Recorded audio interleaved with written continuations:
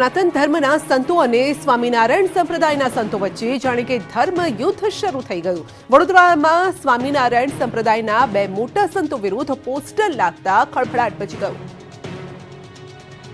વડોદરામાં સોખડા સ્વામિનારાયણ સંત પ્રબોધ સ્વામી અને આનંદ સાગર સ્વામી વિરુદ્ધ લાગ્યા પોસ્ટર।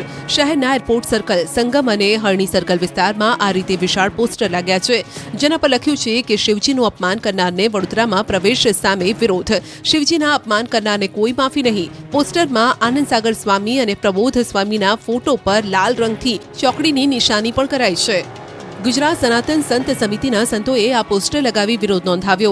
સનાતન સંત સમિતિના પ્રમુખ જ્યોતિનાથ મહારાજે આક્રોશ વ્યક્ત કરતા કહ્યું કે પ્રબોધ સ્વામી અને તેમની આણી મંડળીએ શિવજીને અપમાનિત કર્યા છે, તેઓને વડોદરાની ધરતી પર પગ મૂકવા નહીં દઈએ। જ્યોતિનાથે કહ્યું કે પ્રબોધ સ્વામી હાલ અમેરિકામાં છે અને ત્યાંથી આવીને 23 ઓક્ટોબરે વડોદરામાં તાઇફો કરવા જઈ રહ્યા છે, તેની સામે તેમનો વિરોધ છે। થોડા સમય અગાઉ આનંદ સાગર સ્વામીએ શિવજી માટે અશોભનીય ભાષાનો પ્રયોગ કર્યો હતો। બોટાદમાં મારામારીની ઘટનાના સીસીટીવી દ્રશ્યો સામે આવ્યા છે। સામાન્ય તકરાર બની લોહિયાળ।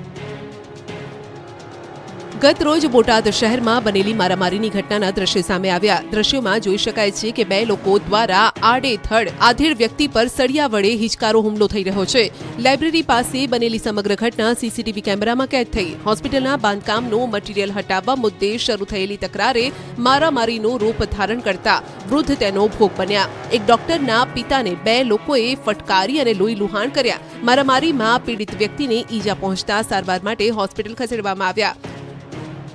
સમગ્ર મામલે બોટાદ પોલીસ સ્ટેશનમાં સામસામે ફરિયાદ નોંધાતા પોલીસે વધુ તપાસ હાથ ધરી છે। લાઇબ્રેરી સામે હોસ્પિટલના બાંધકામને લઈ બિલ્ડિંગ મટીરીયલ્સ રોડ પર હોવાથી તેને હટાવી લેવા બાબતે બોલાચાલી થયું હોવાનું સામે આવ્યું।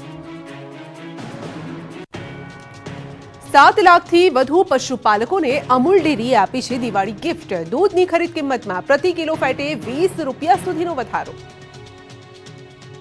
અમૂલ ડેરીએ ભેંસના દૂધની ખરીદ કિંમતમાં પ્રતિ કિલો ફેટ 20 રૂપિયાનો વધારો કર્યો। સાથે જ હવે પશુપાલકોને ભેંસના દૂધનો ભાવ 760 રૂપિયાથી વધીને 780 રૂપિયા પ્રતિ કિલો ફેટ ચૂકવાશે, જ્યારે ગાયના દૂધના ભાવ પણ 340 રૂપિયા 90 પૈસાથી વધારીને 345 રૂપિયા 50 પૈસા પ્રતિ કિલો ફેટ કરાયો છે। અમૂલ ડેરીના ચેરમેન રામસિંહ પરમારે કહ્યું કે પશુદાણ અને પશુ આહારના ભાવમાં જે વધારો થયો છે એને પશુપાલકો પહોંચી વળે અને નફો રળી શકે એ માટે અમૂલ ડેરીએ ખરીદ કિંમતમાં વધારો કર્યો છે। નવા ભાવ 1 નવેમ્બરથી અમલી બનશે। આણંદ, ખેડા અને મહીસાગર જિલ્લાના અંદાજે 7 લાખ કરતાં પણ વધુ પશુપાલકોને સીધો લાભ મળશે।